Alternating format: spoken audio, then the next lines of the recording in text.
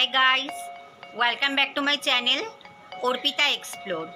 অর্পিতা এক্সপ্লোরে আপনাদেরকে আমি আরও একবার স্বাগত জানাই। আজ আমি মূলত যেই ব্লগটা করতে চলেছি সেটা হলো কলকাতার বুকে কিছু প্রাইভেট ব্লাড ব্যাংক এবং তাদের গুরুত্বপূর্ণ ফোন নাম্বার। কারণ দেখুন, ব্লাড এমনই একটা জিনিস যা প্রত্যেকটা মানুষের দরকার হয়।